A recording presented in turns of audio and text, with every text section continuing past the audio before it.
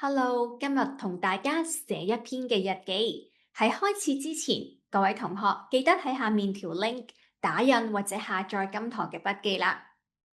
寫日記嘅時候呢，有3樣好重要嘅嘢。第一就係身份，記得我哋要用第一人稱，即係用 I 嘅身份去寫，因為我哋已經係代入咗呢圖畫入邊嘅主角啦。第二就係喺寫日記之前呢，記得要列明當日嘅日期同埋天氣 （date and weather）。咁如果咧老師係冇講明呢一日係幾多月幾多號嘅話咧，同學仔可以自己作出嚟嘅。第三，因為日記係記錄當日發生咗嘅事情，咁所以成篇文咧，我哋咧都會用過去式去寫 （past tense）。事不宜遲，我哋睇下咧呢一個故事嘅來龍去脈咯。第一幅圖啦，第一幅圖我哋會見到咧，媽媽咧喺屋企好忙碌咁樣去做嘢喎。咁我哋可以用到呢個 word busy， 好忙碌嘅。然後媽媽咧就吩咐你咧去買一啲嘅蘋果嘅。而第二幅圖咧，你咧就身處喺一個 supermarket 超級市場入邊喎。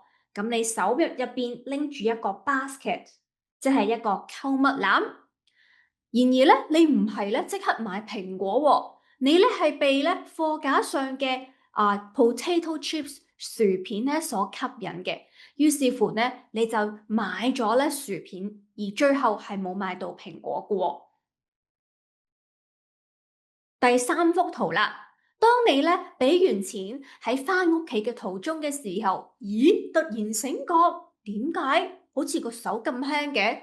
你發現自己係唔記得咗買蘋果啦。發現嘅英文咧，我哋叫 realize。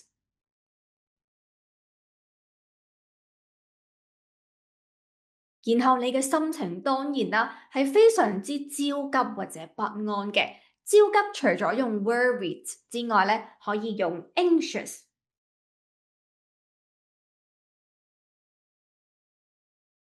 而最後咧就係一個問號啊！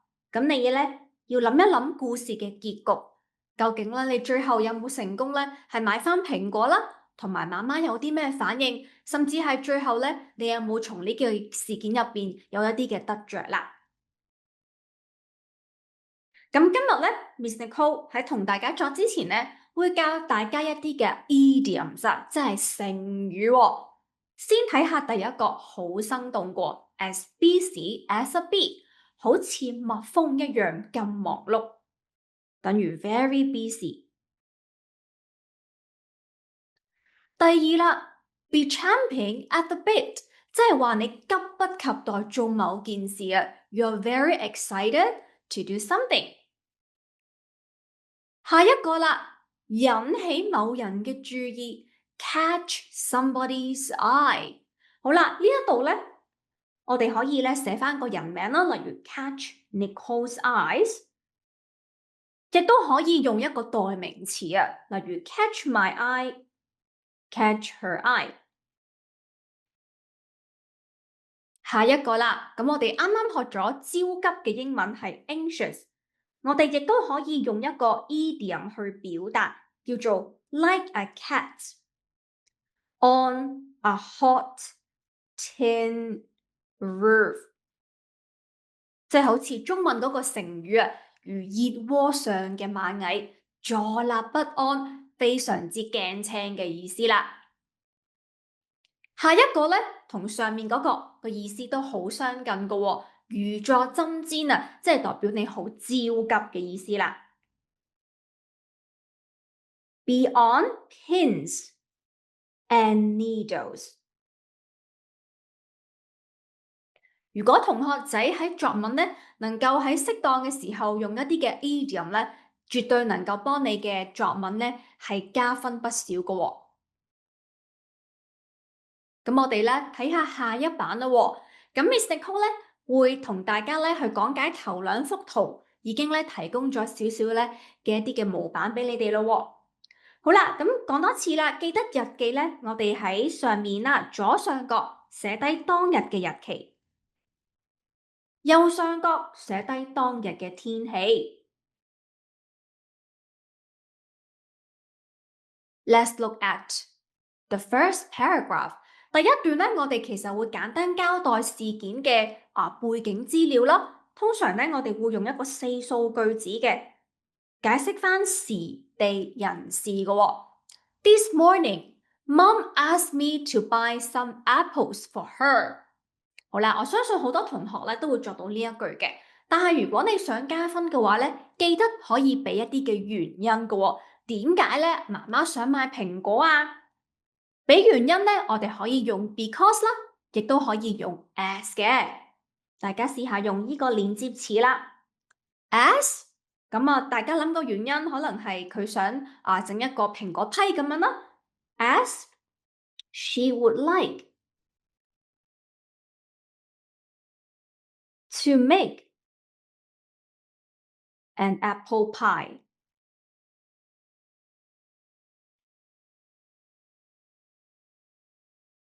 She couldn't buy the apples by herself because she had to stay at home to look after my baby brother。咁後面就解釋到點解媽媽咧係唔可以自己咧親自去超市買呢個蘋果嘅喎。咁後面咧都係一啲解釋同原因嚟嘅。I was eager to help my mom. Eager 真係好熱心。After Mom gave me some money, I set off for the supermarket. 媽媽俾咗錢我之後，我就出發去超級市場啦。然後可以講下自己嘅心情，可能咧係好興奮，好急不及待。我哋啱啱學咗一個成語叫做 champing at the bit， 咁可以喺呢一度用得着啦。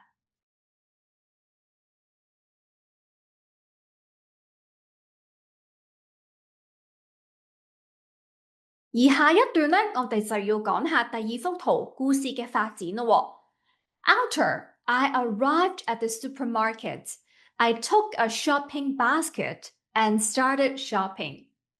I went to the snack section first. 咁我首先咧就去咗嗰個零食區喎。Different kinds of potato chips。呢度又可以用我哋啱啱學過嘅成語引起我嘅注意，叫做 caught my eyes。The snacks looked yummy。嗱，雖然咧佢俾咗 yummy 呢個字你啦，但係我哋作嘅時候可以將呢個字咧 upgrade 用一啲更靚嘅生字，例如係呢一個非常之容易串嘅，叫做 mouth watering。意思即係話令人垂涎三尺，令人流口水啦。I took a few packets of chips and put them into the basket. After that, I went to the checkout to pay for my food. 好啦，跟住去到第三幅圖咯喎。呢幅圖咧，我想各位同學自己試下作。你可以睇下我呢度嘅指引。如果你回答咗呢幾條問題嘅話，咁就會咧係成為呢一段嘅內容噶啦。第一個嘅 guiding question 係 What did you realize when you were on your way home？ 當你在回家嘅途中發現啲乜嘢嘢咧？第二 How did you feel？ 你當時有咩感受啊？喺呢個時候就可以用一個成語 idiom 啦，形容你好緊張或者不安嘅心情。而下一句係承接住第二條問題嘅，我想問下你哋點解你會有呢一個不安或者焦急嘅心情呢？ Why would you have this feeling？ 會唔會係因為驚阿媽鬧你呢？會唔會係因為你係可能係違背咗媽媽同媽媽嘅呢個承諾呢？最後嗰條問題 What did you decide to do？ 你決定做啲乜嘢啦？好，咁咧呢度我會俾咧4分鐘嘅時間，各位同學完成呢一個段落嘅。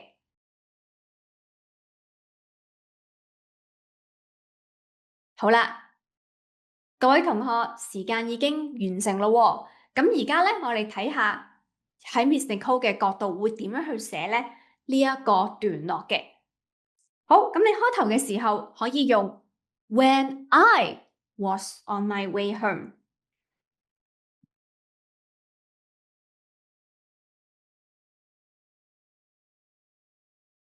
當我喺回家嘅途中，我發現 I realized I forgot to buy the apples。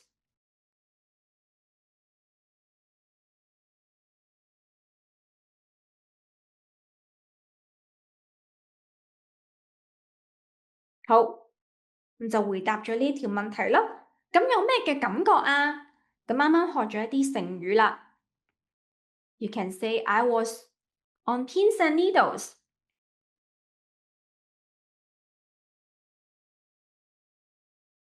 或者 I was like a cat on a hot tin roof。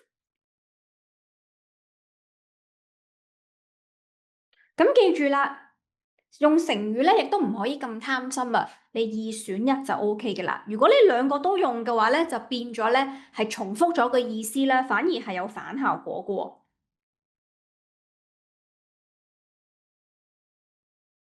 咁然後可以再解釋點解有呢個感覺喎。I was worried because。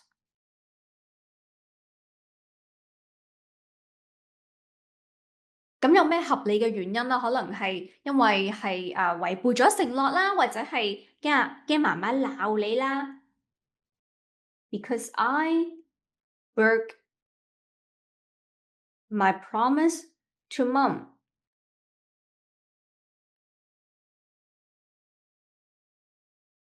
咁最後就決定，當然係返去嗰個 supermarket 度啦。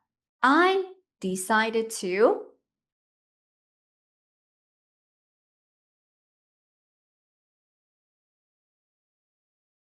run back 或者 go back to the supermarket。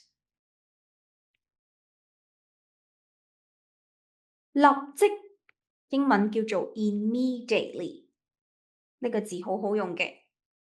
咁有啲同學咧成日話 Miss Nicole 好難串啊嘅個 immediately，你可以用一個簡單啲嘅字叫做 at once，都係有立刻嘅意思。To buy the apples。